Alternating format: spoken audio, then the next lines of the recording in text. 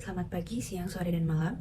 Pada kesempatan kali ini kami akan mempresentasikan dan menjelaskan mengenai tugas besar pengenalan komputasi, yaitu analisis dan visualisasi data. Pada tugas kali ini telah disediakan beberapa data dan kami memilih 3 data, yaitu vital food atau food price, charging EV, dan room sensor. Vital food atau food price yaitu data yang berisikan perbandingan harga makanan di berbagai negara dan peningkatannya per bulan. Lalu charging EV berisi pengisian daya dari kendaraan listrik. Dan terakhir yaitu room sensor, data yang berisi pengukuran variabel kualitas lingkungan dalam ruangan atau EEQ, serta data pantauan penghuni untuk 5 apartemen di Denmark selama 7 hari. Tujuan dari pengerjaan tugas besar ini yaitu yang pertama dapat mendeskripsikan data dari ketiga file, yang kedua menjelaskan karakteristik data dari ketiga file, yang ketiga dapat menjelaskan statistik data yang diperoleh dari masing-masing file, lalu dapat memvisualisasikan data dari masing-masing file, dan menjelaskan korelasi antar data dari masing-masing file.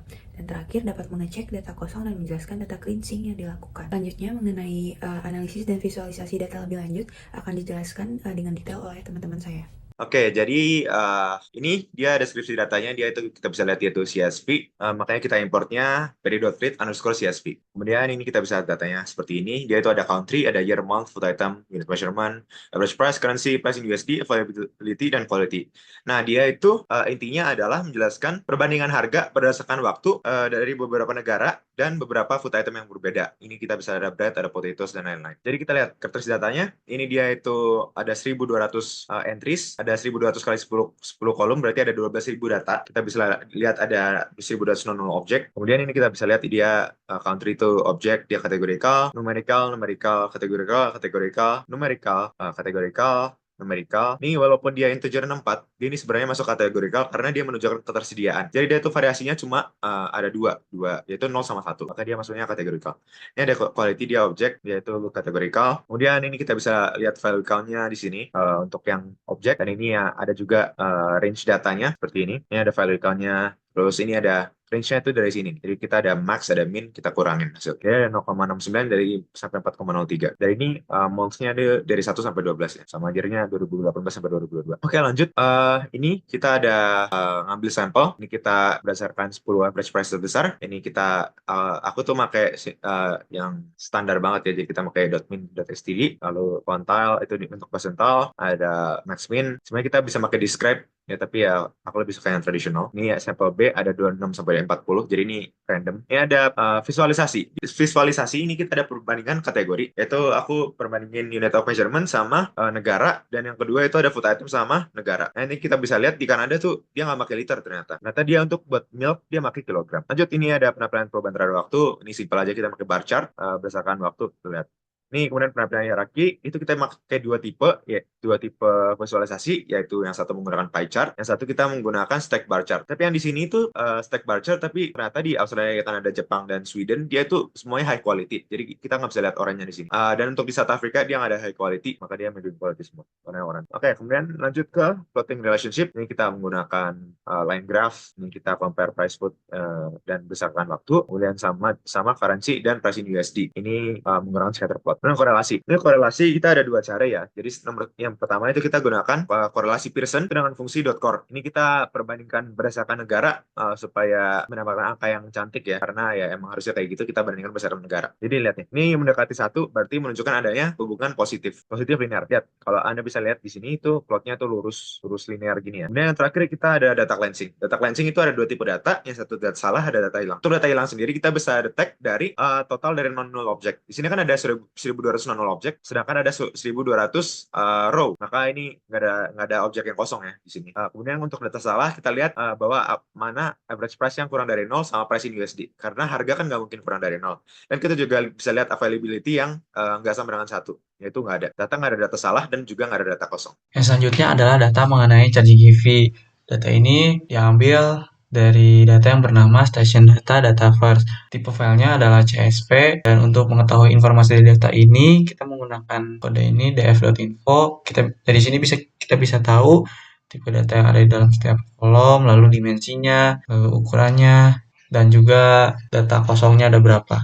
Lalu selanjutnya ada karakteristik data. Untuk kolom yang pertama tentang session ID ini kuantitatif, kolom 1 juga kuantitatif, kolom 2 kuantitatif, kolom 3 kategorikal, 4 kategorikal, 5 kategorikal, 6 kategorikal, 7 kuantitatif, 8 kategorikal, 9 kategorikal, 10 kuantitatif, 11 kuantitatif, 12 kuantitatif, 13 kuantitatif, 14 kategorikal, 15 itu kategorikal, 16 hingga 22 itu kategorikal, dan yang kelompok 23 itu adalah kategorikal. Nah, selanjutnya untuk statistik ini digunakan data-data yang bisa dihitung rata-ratanya, standar deviasinya, persentilnya, nilai maksimum minimum, dan distribusi. Nilai tersebut ada KWH total, dolar, charge time hours, start time, end time, dan distance. Untuk data-data lain seperti session ID, user ID, station ID, dan location ID itu tidak dihitung rata-rata dan lain-lainnya dikarenakan itu termasuk nomor ID. Dan juga untuk manager vehicle dan facility type itu juga tidak dihitung karena dia termasuk kategori. Dan untuk hari seperti Monday, Tuesday, Wednesday, Thursday, Friday, Saturday, Sunday itu tidak masuk hitungan karena itu hanya memberikan informasi mengenai true atau false. Dengan false itu adalah nor dan satu itu adalah true. Nah, yang selanjutnya adalah visualisasi. Untuk perbandingan kategori, saya menggunakan perbandingan antara KWH total dengan dollars. Dari perbandingan ini, saya bisa mendapatkan insight mengenai korelasi yang kuat antara penggunaan KWH dengan biaya dan mencari pola menarik seperti perubahan biaya berdasarkan KWH yang digunakan. Lalu yang selanjutnya adalah perbandingan antara charge time hour dengan distance. Lalu yang selanjutnya saya menggunakan perbandingan antara charge time hour dengan distance. Dari sini saya bisa mendapatkan insight mengenai apakah waktu pengisian lebih lama untuk jarak tempuh yang lebih jauh. Untuk kategori penampilan perubahan terhadap waktu, saya menggunakan perbandingan antara KWH total dengan weekday atau hari. Dari sini saya bisa mendapatkan insight mengenai saya bisa melihat tren waktu pengisian rata-rata berdasarkan hari dalam seminggu. Selanjutnya ada perubahan charge time hours terhadap weekday atau terhadap hari. Dan dari grafik ini kita bisa mengetahui bahwa di setiap harinya itu waktu pengisian rata-rata dalam jam itu dihabiskan berapa jam seperti itu. Lalu untuk penampilan hierarki dan hubungan keseluruhan bagian, saya menggunakan antara manager vehicle dengan facility type. Dari sini kita bisa mencari insight tentang distribusi jenis fasilitas atau facility type yang digunakan oleh manager vehicle. Dan ini tuh bisa menunjukkan apakah manajer cenderung menggunakan fasilitas umum atau fasilitas privat seperti itu. Lalu yang selanjutnya ada facility type dengan platform. Dari sini kita bisa mengetahui insight mengenai hubungan antara jenis fasilitas dengan platform yang digunakan. Lalu yang selanjutnya ada plotting relationship. Nah, yang selanjutnya ada plotting relationship. Di sini saya menggunakan charge time hour dengan KWH total. Dari sini kita bisa mengetahui atau kita juga bisa melihat apakah waktu pengisian yang lebih lama menghasilkan penggunaan KWH yang lebih tinggi. Lalu ada charge time hour dengan dolar. Di sini kita bisa mendapatkan insight mengenai kita dapat menganalisis apakah waktu pengisian yang lebih lama dikaitkan dengan biaya yang lebih tinggi atau apakah ada faktor lain yang mempengaruhi biaya. Lalu yang selanjutnya ada korelasi. Saya menggunakan korelasi antara selisih end time dan start time dengan charge time. Di sini saya mendapatkan nilai 0,35 dan nilai ini tuh mendekati nilai 0 yang berarti dia tidak berhubungan atau tidak berkorelasi. Lalu saya juga menggunakan kategori antara KWH dengan start charge time dan didapat korelasinya yaitu 0,31 yang mendekati 0 yang artinya ini tidak. Lalu yang selanjutnya saya menggunakan korelasi antara dollars dengan charge time dan didapat korelasinya bernilai 0,52 dan jika dibulatkan ini mendekati angka 1. Artinya angka 1 itu dua data ini saling berhubungan linear. Lalu yang terakhir adalah data cleansing. Di sini saya menggunakan kode ini untuk dari di atribut mana data memiliki data kosong atau data NA. Terus saya menggunakan kode ini untuk mengganti data yang kosong tadi menjadi angka 0. Yang ketiga, saya akan menjelaskan row sensor. Yang pertama itu ada deskripsi data. Tertera tipe-tipe data dari setiap kolom.